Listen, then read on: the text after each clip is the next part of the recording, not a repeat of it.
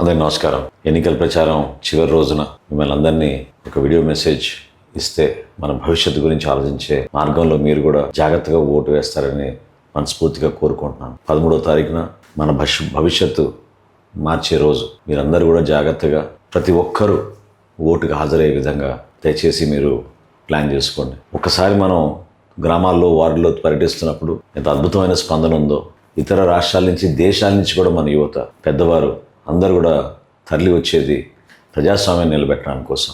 అందుకోసమే ఈ పొత్తు. చంద్రబాబు నాయుడు గారు, పవన్ కళ్యాణ్ గారు, నరేంద్ర మోడీ గారి నాయకత్వంలో మనం రాబోయే రోజుల్లో అద్భుతంగా తెనాలి నియోజకవర్గాన్ని మనం అభివృద్ధి పందాల్లో ముందుకు తీసుకెళ్దాం. ఒక్కసారి మీరు ఆలోచించండి.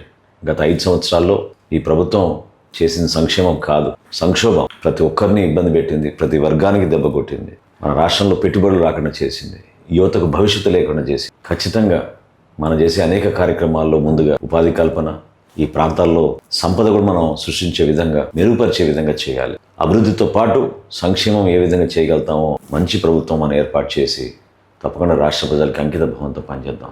మీరు ఓటింగ్ వెళ్ళగానే మొట్టమొదటి ఓటు పార్లమెంట్కి, మన పార్లమెంట్ సభ్యుడిగా పోటీ చేస్తున్న డాక్టర్ పెమ్మసాని చంద్రశేఖర్ గారికి దయచేసి మీరు సైకిల్ గుర్తుపైన ఓటేయండి. రెండో ఓటు శాసనసభ్యుడిగా నేను కూటమి తరఫున పోటీ చేసినందుకు ఉమ్మడి అభ్యర్థిగా 7వ నంబర్ గ్లాస్ గుర్తుపైన మీరందరూ ఓటు వేసి రాబోయే రోజుల్లో మనందరం కలిసి పనిచేసి తెనాలికి మరొక్కసారి ఆ పూర్వ వైభవం తీసుకొచ్చే విధంగా అందరం కలిసి పనిచేద్దాం. నమస్కారం.